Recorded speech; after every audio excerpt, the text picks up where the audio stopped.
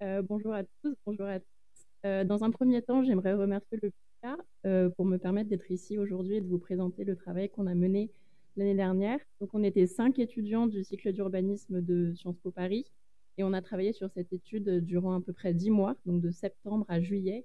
Et cette étude était commanditée à la fois par Action Logement et aussi donc par le PICA. Donc, cette cartographie des controverses, elle est ici. Elle fait un petit peu peur quand on la regarde comme ça, mais normalement, à la fin de ma présentation, vous aurez tout compris. Enfin, en tout cas, j'espère. Donc, cette étude qu'on a menée l'année dernière, qui avait pour thème le développement finalement des tissus peu denses en ville moyenne dans le cadre du ZAN, elle nous a amené à découper cette étude en deux phases. Une première phase d'exploration, où là, c'était vraiment s'acculturer aux ZAN, aux lois qui existaient, aux décrets, et mettre au point finalement un bagage théorique qui nous permettait ensuite d'arriver sur la phase d'application avec beaucoup plus de force. Et cette deuxième phase donc d'application, elle a eu lieu en Nouvelle-Aquitaine, donc à Marmande et à Libourne. Durant cette première phase d'exploration, on a commencé, comme un peu tout étudiant qui se met à travailler sur un sujet, à regarder un peu l'état de l'art, donc à lire énormément de choses, énormément d'articles qui ont été écrits, certains par des personnes présentes dans cette salle, les lois, les décrets, et essayer vraiment de comprendre le contexte général de cette loi ZAN. Et on a été un peu déroutés. Honnêtement, au début, on se disait, oh là là, mais il y a plein de choses, ça va un peu dans tous les sens, tout le monde n'est pas d'accord. Comment on va faire pour nous arriver à avoir une vision d'étudiante pour ensuite aller appliquer ZAN? On a l'impression que personne n'est d'accord, que ça ne va pas marcher finalement aussi. En septembre, on avait vraiment l'impression que tout le monde disait que c'était impossible ce ZAN et qu'on n'arriverait jamais à le mettre en place dans les territoires. Et donc, ce qu'on a fait, c'est que devant cette espèce de débat qui n'était pas du tout bipolaire, mais qui était vraiment multipolaire, on s'est mis un peu à plat et on s'est dit, OK, qui dit quoi? Donc, du coup, notre approche, ça a été vraiment d'utiliser donc la cartographie des controverses de Bruno Latour pour avoir une idée un peu de comment, enfin, de représenter de manière graphique à la fois les acteurs, les enjeux associés et leur position par rapport à ces différents enjeux. Et donc, les acteurs, ils sont affichés derrière moi. Donc, ça a été des acteurs qui ont été vraiment très vastes. On a interrogé énormément de monde. Il faut savoir qu'on a mené plus de 30 entretiens en tout. C'était des acteurs de la recherche, c'était des élus, c'était des acteurs publics, c'était des acteurs du monde industriel, c'était des acteurs du monde politique aussi. On a interviewé 2 sénateurs. Et en fait, avec tout ça, on a réussi à mettre au point donc, cette cartographie-là, qui est organisée comme ceci. Donc, en fait, vous avez les 4 enjeux principaux. Donc, l'enjeu écologique, l'enjeu spatial, l'enjeu socio-économique et l'enjeu politique. Et à partir de ces 4 coins de cette carte, on a commencé à redécouper en trouvant finalement à la fin 13 enjeux. Alors, je vous passe tous les va-et-vient qu'il y a eu avant d'arriver à cette stabilisation-là. Ça ne s'est pas du tout fait en une semaine. Et donc, les 13 enjeux que vous avez exposés ici, ça nous a permis ensuite de placer les différentes prises de position selon est-ce que quelqu'un a une vision qui est purement spatiale du ZAN? Est-ce que quelqu'un a une vision qui est purement politique, etc., etc. Et donc, à partir de ces 13 enjeux-là, nous, on a pris position en tant qu'étudiants, on a écrit notre propre manifeste du ZAN, nous, notre vision de comment il faudrait faire de la sobriété foncière en France. Et donc, ce manifeste, on l'a appelé le ZAN+. Et c'est lui ensuite qu'on a appliqué dans les 2 territoires dont je vous parlais tout à l'heure, donc Marmande et Libourne. Et donc aujourd'hui, j'ai choisi de vous présenter 3 de ces enjeux-là. Les 3 enjeux que j'ai choisis, c'est en lien avec les tables rondes qui vont suivre. Donc le premier enjeu que je vais vous présenter, c'est l'enjeu de densité et de mode habité qu'on a fusionné. Donc voilà, donc ça c'est un zoom sur la cartographie des controverses et sur les 2 enjeux dont je vous parle aujourd'hui. Donc vous voyez qu'on a à la fois les acteurs qui sont présents et qui sont nommés, et ensuite des petites abstracts de nos entretiens. Donc quand on parle de densité et de mode habité, souvent ça va revenir à opposer la ville compacte avec le périurbain. Et souvent, ce n'est pas le périurbain qui gagne, puisqu'on porte souvent un regard très stigmatisant sur ce périurbain. Or, ce périurbain, ces zones commerciales d'entrée de ville, il ne faut pas oublier qu'elles répondent aussi à un mode de vie qui a été très longtemps promu et qui est encore recherché par beaucoup. Et en plus de ça, il n'y a pas de consensus scientifique sur les vertus de l'un ou de l'autre. Aujourd'hui, on ne sait pas dire, les chercheurs ne savent pas dire, les écologues ne savent pas dire lequel est réellement le mieux, il y a un désaccord. Nous, on s'est dit qu'on n'allait pas rentrer dans ce débat-là de promouvoir la ville compacte par rapport à la ville périurbaine. On s'est dit que finalement, ce qu'il fallait faire, c'était accepter le déjà là et travailler sur l'existant. Donc pour faire ça, on a commencé par se demander si la solution à tout, c'était de densifier un peu à qui mieux mieux. Et on s'est davantage intéressé à la vacance et à la sous-occupation. Et en fait, dans beaucoup de territoires, ce qu'on s'est aperçu, c'est que déjà, si on commence à travailler sur la vacance, par la sous-occupation des espaces, eh ben, on répond à beaucoup de besoins du territoire. Donc finalement, la densification, c'est vraiment un outil qui fait partie d'un panel d'outils à utiliser, mais c'est un outil à utiliser en dernier recours.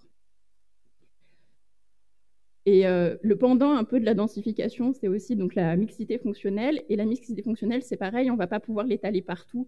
Nous, on avait un de nos deux territoires qui croyaient beaucoup à cette mixité fonctionnelle-là. Et en fait, on a montré que, objectivement, faire coexister des activités logistiques ou des activités industrielles avec des activités résidentielles, c'était encore franchement compliqué.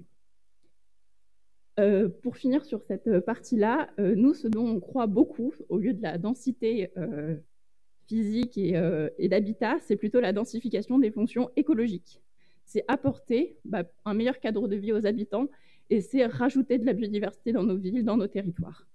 Et donc finalement, c'est ça le spectre de la densification qu'on a soutenu, c'est la densification des fonctions écologiques. Donc ensuite, je vais passer au deuxième enjeu que je vais vous présenter ce matin, l'enjeu des fonctions écologiques. Donc ces fonctions écologiques-là, cet enjeu-là, il s'appuie sur un constat, c'est que le sol, c'est vraiment le cycle, c'est vraiment le socle de tous les cycles du vivant et que c'est impératif de le protéger.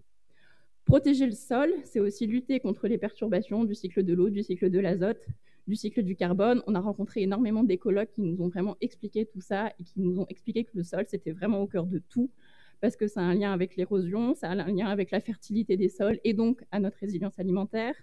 Ça touche également le dérèglement climatique, ça touche le captage carbone, ça touche la protection de la biodiversité, bref, ça touche un peu à tout.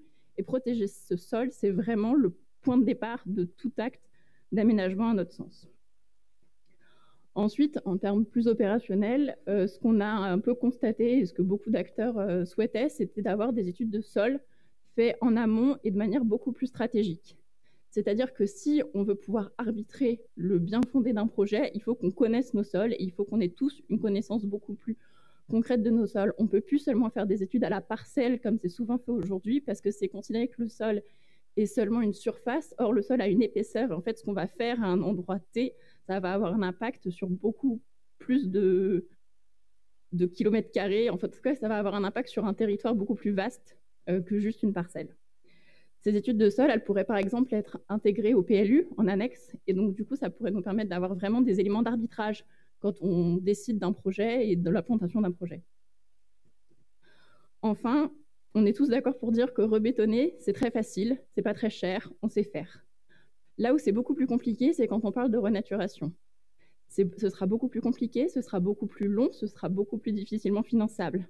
Par contre, si maintenant on se dit que on va pas y arriver, que ça va prendre des siècles, et bien ça, c'est s'interdire l'effort d'essayer.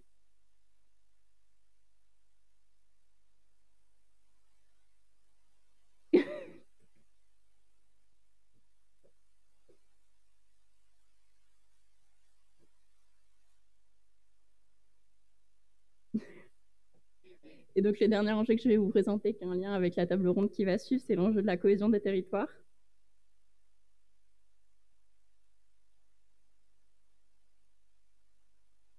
Merci. Donc, cet enjeu de la cohésion des territoires, ça revient un peu sur l'élaboration de la loi, finalement. Donc, on est tous d'accord pour dire qu'il y a une espèce de consensus national pour dire que la maîtrise de l'artificialisation, c'est utile, c'est bien fondé. Par contre, là, on n'est pas tous d'accord, c'est sur l'élaboration de la loi. Cette loi, qui est donc une loi nationale, elle va impacter très fortement le modèle de développement et le modèle d'urbanisation des collectivités territoriales. Or, lors de la loi climat et résilience, donc publiée en 2021, c'est sur laquelle on a travaillé l'année dernière, puisque comme a dit Lucie Romano, la loi ZAN n'était pas encore publiée, on a vu que les collectivités territoriales, elles avaient été finalement assez peu intégrées à ces réflexions-là et que c'était quelque chose qui était vu comme très ascendant et très, pas très inclusif pour elles. Et donc ça, c'était une des premières choses. Et la deuxième chose, c'est que les collectivités territoriales, elles ne vont pas être toutes confrontées aux mêmes problématiques sur leur territoire. Il y en a qui vont avoir beaucoup de surface qu'elles vont pouvoir artificialiser, soit parce qu'elles ont beaucoup artificialisé par ailleurs, soit parce qu'elles vont avoir de nombreuses friches. Et il y en a qui, malheureusement, vont pas avoir ces fonciers-là, vont pas avoir beaucoup de surface artificialisable, et en plus vont avoir un manque d'ingénierie locale qui va rendre les choses encore plus compliquées. Donc là, ça, c'est un des premiers points, c'est qu'on pense que c'est très important d'associer beaucoup plus les collectivités territoriales. La loi ZAN, qui a donc été publiée en juillet 2023, elle a répondu à certaines de ces inquiétudes-là. Elle a en effet, comme le disait Hélène Peskin, donné des délais supplémentaires pour l'intégration des objectifs dans les documents d'urbanisme. Elle a également instauré un forfait national et une garantie rurale pour permettre aux communes qui n'ont pas beaucoup artificialisé d'avoir au minimum 1 hectare artificialisable. Elle a également, dans un décret publié en novembre, renforcé le rôle des SRADET. Les SRADET vont devoir maintenant prendre en compte les surfaces qui ont été les territoires qui ont été particulièrement économes. Avant, avec la loi climat et résilience, on récompensait un peu les mauvais élèves, puisque vous aviez le droit d'artificialiser 50% de ce que vous aviez déjà artificialisé entre 2011 et 2021. Maintenant, les SRADET vont devoir prendre en compte ça et récompenser finalement celles qui ont été particulièrement économes, et également prendre en compte les collectivités territoriales qui sont dans des milieux contraints. Donc, je pense par exemple aux communes littorales ou les communes concernées par la loi montagne. Bref, on donne plus de pouvoir aux élus locaux et c'est plutôt tant mieux. En écho à ce que je suis en train de dire, nous, quand on a fait la cartographie des controverses, on s'est aperçu, on a un peu eu cette sensation qu'il y avait une histoire de solidarité régionale qui était vraiment au cœur de toute cette loi. Et qu'il y avait aussi la question un peu de la bonne échelle, de à quelle échelle finalement territoriale l'appliquer. Est-ce que c'est l'échelle des PLUI qui va devoir tout régler? Est-ce que c'est plutôt l'échelle des SCOT, l'échelle des SRADET ou encore une autre échelle intermédiaire? Ça, je n'ai pas forcément de réponse à la question. Nous, quand on a travaillé en Nouvelle-Aquitaine, on a pu avoir la chance finalement de travailler sur 2 villes qui étaient assez proches et donc de réfléchir un peu à un schéma de territoire. Et on avait volontairement décidé de ne pas forcément s'attacher à une échelle très précise finalement et de penser plutôt en termes de bassins versants, de territoires qui ont une cohérence les uns avec les autres. Et une des choses pour l'instant qui est un petit peu oubliée par les lois et par les décrets qui sont parus cette année, c'est pour moi le droit des territoires en décroissance à bénéficier d'une péréquation pour leur permettre de continuer à se développer.